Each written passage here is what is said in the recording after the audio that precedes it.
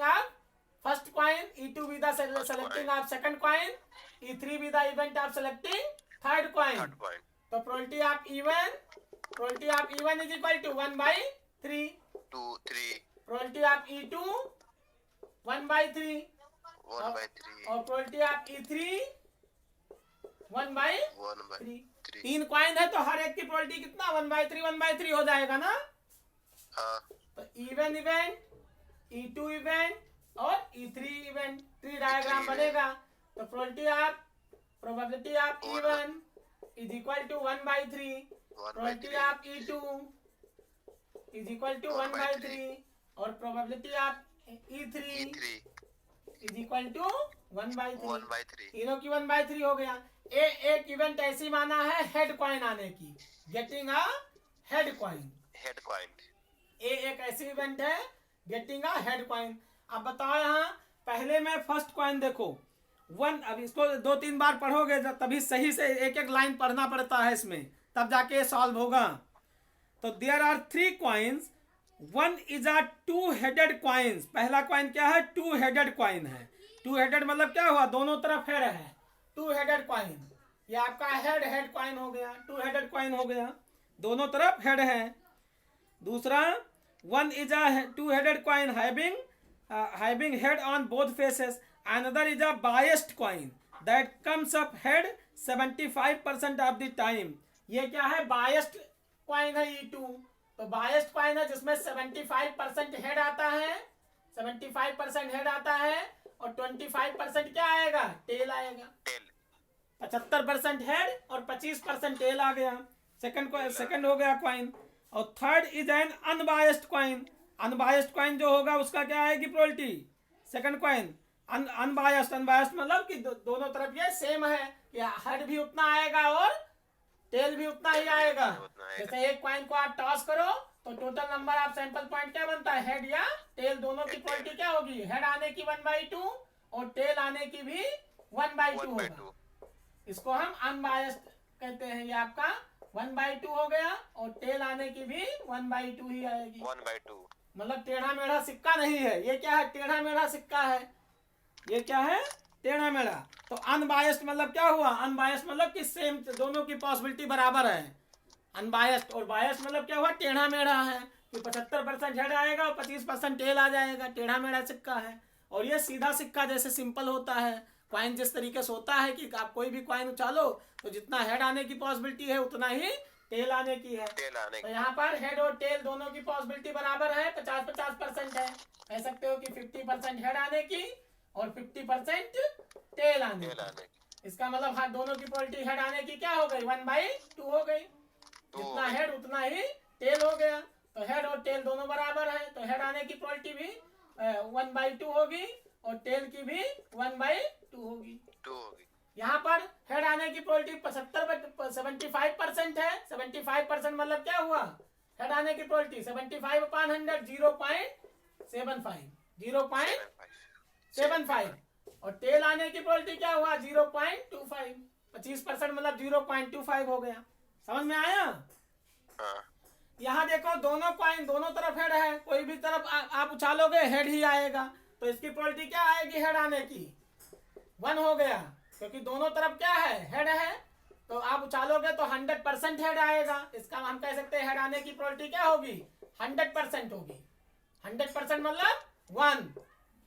समझ में आया? हाँ। एक कॉइन अगर आप उछालते हो और दोनों तरफ हेड ही हो, टेल हो ही ना, तो चाहे कोई भी कैसे भी उछाल लो हमेशा क्या आएगा? हेड आएगा। समझ में आया? हाँ। एक कॉइन ऐसा है जो दोनों तरफ हेड ही है, टेल की तरफ भी हेड है और हेड की तरफ तो हेड है ही। तो कॉइन चाहे कोई भी उछाले क्या आएगा? हेड ही आएगा। टेल आने की तो कोई गुंजाइश ही नहीं, क्योंकि टेल तो है ही नहीं। तो कोई भी उछाले हेड ही आएगा। इसका मतलब हेड आने की प्रोबेबिलिटी क्या हो जाएगी? 100% हो जाएगी। इसमें हेड आने की प्रोबेबिलिटी 75% दिया है सेकंड कॉइन में। थर्ड कॉइन जो है आपका 50-50% है, क्योंकि ये आपका अनबायस्ड कॉइन है। जैसे कॉइन होता है कि 50% आपका हेड आएगा, 50% टेल आएगा। ये दिया हुआ है। अब आपको पता करना है। ये समझ में आ गया क्वेश्चन? हाँ। One of the 3 coin is chosen at random and tossed. It shows head. अब क्या आ गया, हेड आ गया। What is the probability that it was two headed coin. अब इसकी प्रोबेबिलिटी क्या होगी कि टू हेडेड कॉइन हो। टू हेडेड कॉइन मतलब क्या पता करना है, probability of even oblique A, even oblique ए, क्योंकि टू हेडेड कॉइन तो यही होगा 100% वाला। तो आप सिंपल सी बात है कि इवन ऑब्लिक ए पूछा गया है, फार्मूला लगाओ तो P even oblique A is equal to P even into में probability of A oblique even, A oblique even. तो ये आपका P even, P A oblique even क्या आएगा, P A oblique even is equal to 100% 1 हो गया। P A oblique E two, probability of A oblique E two, A oblique E two कितना आएगा, ये आपका किस टाइप का कॉइन है, 75% हेड है तो 0.75 हो गया। P A oblique E three, A oblique E three क्या आएगा, probability of A oblique E three, ये आपका 1/2 हो जाएगा। समझ में आया। हाँ। तो ये हमेशा ट्री डायग्राम बनेगा, ट्री डायग्राम। अब यहाँ मल्टीप्लाई करो तो P E one into P A oblique E one divide में P E two P E one into P A oblique E one. जैसे फेवरेबल केसेस ऊपर क्या हो गया, फेवरेबल केसेस, नीचे क्या आएगा, टोटल नंबर ऑफ केसेस। तो टोटल नंबर ऑफ केसेस मतलब पी ई वन इंटू में probability of A oblique E one plus P E to और ये फेवरेबल केसेस आपका ऊपर वाला हो गया। तो ये पूछा गया है, नीचे इन सब का सम आ जाएगा, टोटल नंबर ऑफ केसेस। तो P E two into probability of A oblique E two plus P E three और इंटू में probability of A oblique E three. समझ में आया। हाँ। Favourable cases means P E one into P A oblique E one divide में P E one into P A oblique E one plus P E two into P A oblique E two plus P E three into P A oblique E three. तो ये आपका total number of cases हो गया और ऊपर आपका favourable number of cases हुआ। तो probability of an event is defined as probability of an event is defined as possible cases upon में टोटल नंबर ऑफ केसेस या favourable number of cases divided by total number of cases. नीचे सबका सम आ जाएगा। Simple वही formula use होता है Bayes theorem में भी। तो पी ई वन की वैल्यू 1/3 है इंटू में P A oblique E one 1 है डिवाइड में 1/3 into 1 plus P E two की वैल्यू 1/3 इंटू में P A oblique E two 0.75 plus P E three 1/3 into में probability of A oblique E three तो 1/2 हो गया। सॉल्व करोगे तो 1/3 अपॉन में नीचे आपका 1/3 प्लस 0.75 अपॉन में 3 प्लस 1/3 2 जा 6 हो जाएगा, 3 2 जा 6। तो हम इसको 2 से क्या करते हैं, मल्टीप्लाई करते हैं। तो ये आपका हो गया 1/6 हो गया। समझ में आया।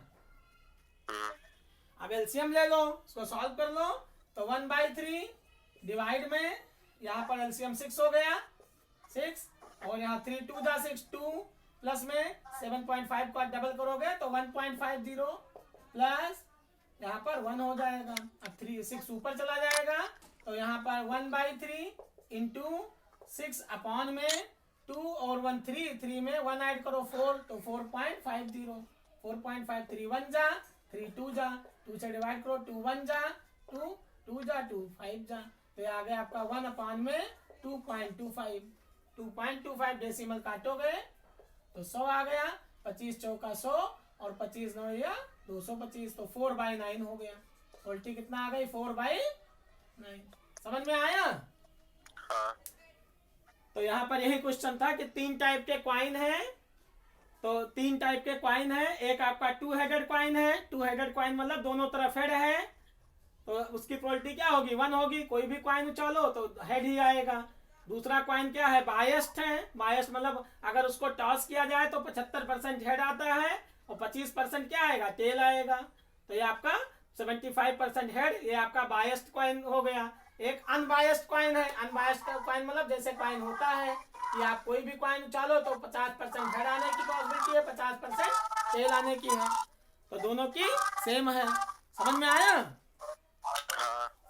तो ये आपका क्वेश्चन नंबर 6 था। क्वेश्चन नंबर 5 पढ़ो। इन अ लेबोरेटरी ब्लड टेस्ट पढ़ो। Question number 5। 5. हाँ, 5वां पढ़ो। ये तो छठा क्वेश्चन आपका था।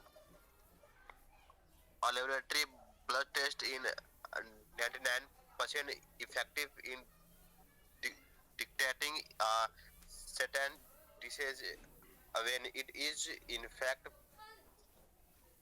percent.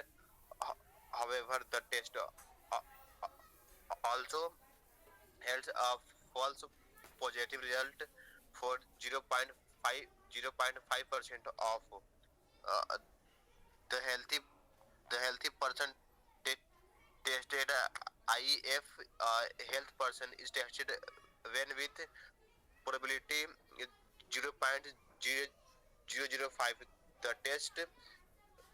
The test will imply he has a disease if 0.1% of the population actually has a disease. What is the probability that a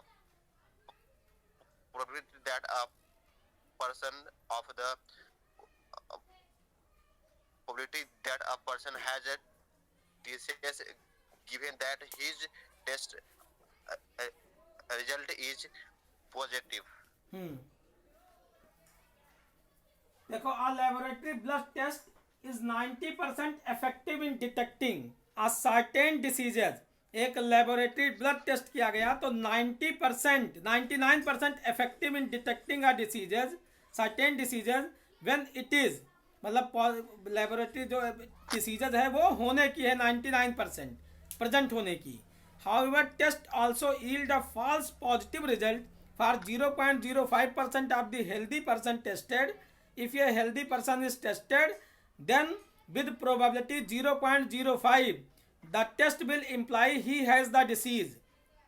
If 0.1% of the population actually has the disease, what is the probability that a person has the disease given that his test result is positive?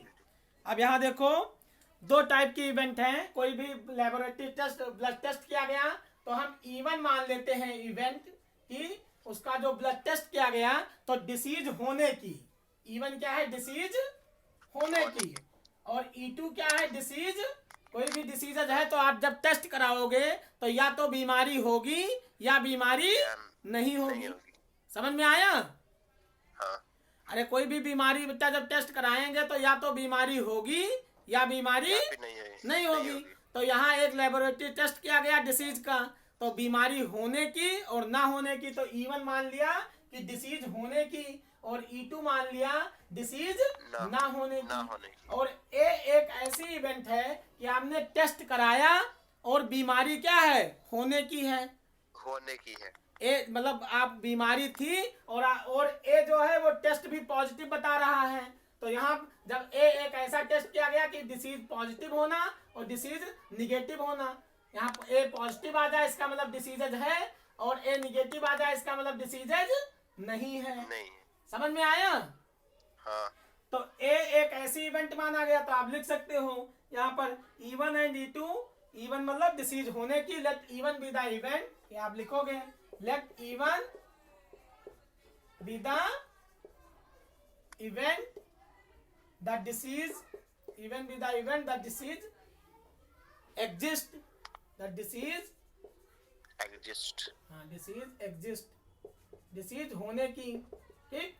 और यहाँ E2 be the event diseases does not exist, बीमारी ना हो, disease does not exist. समझ में आया? हाँ। Does not exist. तो E1 मान लिया कि बीमारी होने का और E2 मान लिया डिसीज ना होने का। ठीक। E1 और E2 आपने इवेंट माना, बीमारी होने का और बीमारी ना होने का।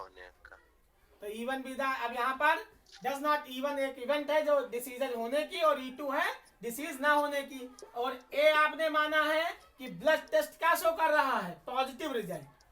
ए ऐसा इवेंट मानो ब्लड टेस्ट क्या है आपका? पॉजिटिव है। Positive result. हाँ, ब्लड टेस्ट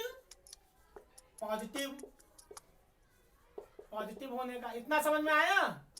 हाँ। तो एक किसको माना है कि ब्लड टेस्ट आपने कराया और डिसीज थी, पॉजिटिव रिजल्ट आया। ब्लड टेस्ट कराया और डिसीज नहीं थी, समझ में आया? ब्लड टेस्ट तो कराना ही कराना है। तो इवन इवेंट क्या है? डिसीज होने की। E2 इवेंट है डिसीज ना होने की। और ए इवेंट है कि आप ब्लड टेस्ट कराओ, डिसीज है, पॉजिटिव रिजल्ट आ गया।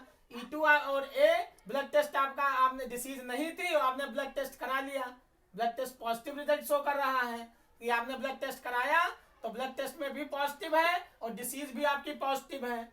समझ में आया? और आप ब्लड टेस्ट आपने पॉजिटिव है लेकिन आपके पास डिसीजेज नहीं है। दो इवेंट समझ में आ गया?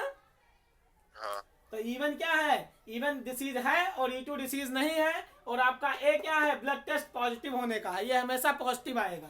तो हमने यहाँ कराया, पॉजिटिव था, पॉजिटिव हो गया। नहीं, अब यहाँ निगेटिव आ गया, डिसीजन भी नहीं थी, निगेटिव थी, तो ये आपका दूसरा हो गया। मतलब ए क्या माना है हमने? ब्लड टेस्ट पॉजिटिव का माना। आप स्टेटमेंट पढ़ो, देखो। A laboratory blood test is 99% effective in detecting a certain diseases.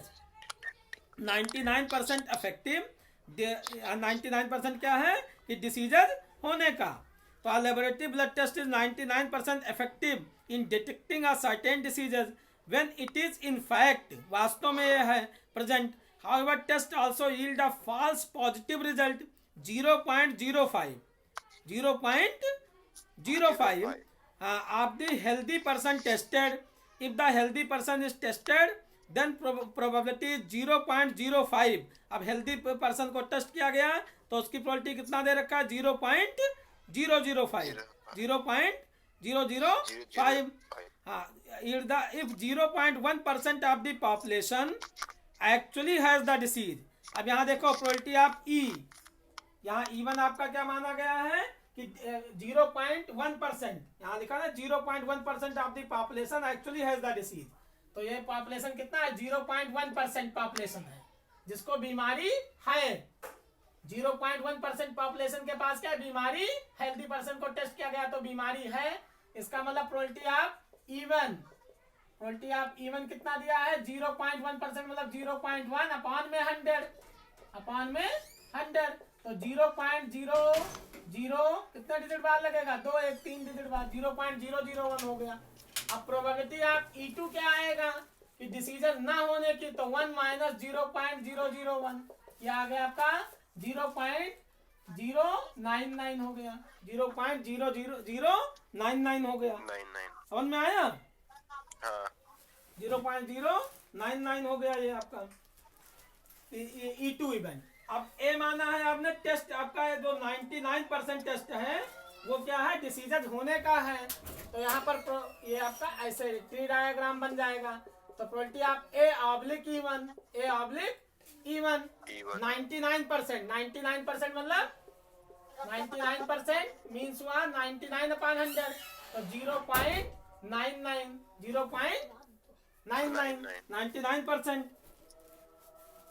ये आपका 99% डिसीजन हो गया। दूसरा है कि probability of A oblique E2 दिया है 0.5% of the healthy person tested. 0.5% मतलब probability of A oblique E2 ये 0.5%, तो 0.05 0.5% मतलब 0.5%, 0.5 अपॉन में 100 तो आ गया 0.005। समझ में आया? तो यहाँ A blood test is positive, E1 with the event population diseases है। E2 एक ऐसी इवेंट है पॉपुलेशन का डिसीजेज नहीं है, हेल्दी पर्सन को टेस्ट किया गया, डिसीजेज नहीं है। तो यहाँ पर ये सारी चीजें दे रखा है। एक बार हम फिर से स्टेटमेंट पढ़ो। A laboratory blood test is 99% effective in detecting certain diseases when it is in fact present. However, test also yield a false positive result. False मतलब झूठी positive result for 0.5% of the healthy person is tested. That is, if a healthy person is tested, then probability 0.05. The test will imply he has the disease. Test क्या show कर रहा है कि उसका disease है, ठीक।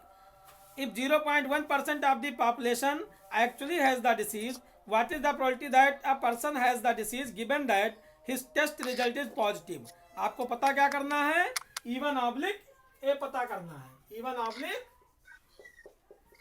की बीमारी है, उसके बीमारी है और जो आपने ब्लड टेस्ट कराया वो भी पॉजिटिव शो कर रहा है, बीमारी है और ब्लड टेस्ट क्या आ रहा है, पॉजिटिव आ रहा है। आवाज आ रही है बेटा? आ रही है। यहाँ इवन ऑब्लिक है, इवन इवेंट ऐसी है कि आपका बीमारी होने का, E2 इवेंट ऐसी है बीमारी ना होने का, इवन इवेंट है बीमारी होने का, E2 क्या है, बीमारी ना होने का, और ए इवेंट ऐसी मानी गई है जो ब्लड टेस्ट क्या शो कर रहा है, पॉजिटिव। तो आपने ब्लड टेस्ट कराया और बीमारी थी और ब्लड टेस्ट भी प्लस बता रहा है, बीमारी नहीं थी और आपका ब्लड टेस्ट क्या आ रहा है, पॉजिटिव आ रहा है। समझ में आया? तो ब्लड टेस्ट हमेशा पॉजिटिव आ रहा है, बीमारी है और बीमारी नहीं है तब भी। तो आप ये क्या होगा, इसकी प्रोबेबिलिटी क्या होगी कि आपका ब्लड टेस्ट भी पॉजिटिव हो और बीमारी भी हो, मतलब बीमारी हो और ब्लड टेस्ट भी पॉजिटिव हो, इसकी आपको क्या प्रोबेबिलिटी होगी, यही आपको पता करना है। तो P1 E ऑब्लिक ए पता करना है, फार्मूला लगाओगे तो PE1 बाई बेयर्स थ्योरम, के PE1 इनटू में probability of A oblique E1 divide में नीचे इन सब का सम आ जाएगा, तो PE1 इनटू में probability A oblique E1 plus PE2 into में probability of A oblique E2। समझ में आया? वैल्यू रखो, PE1 की वैल्यू कितना दिया है, 0.1%, 0.1% मतलब 0.001, तो 0.001 इंटू में ए ऑब्लिक E1 99% है, तो ये आपका 0.99 अपॉन में PE2 की वैल्यू 0.099 इंटू में ए ऑब्लिक E2 में 0.5% है, तो 0 यहाँ नीचे इनका सम आएगा, तो यहाँ पर 0.001 इंटू 0.99 प्लस PE2 की वैल्यू PE2 0.099 इंटू में probability of A oblique E2 0.005, calculation कर लो आप।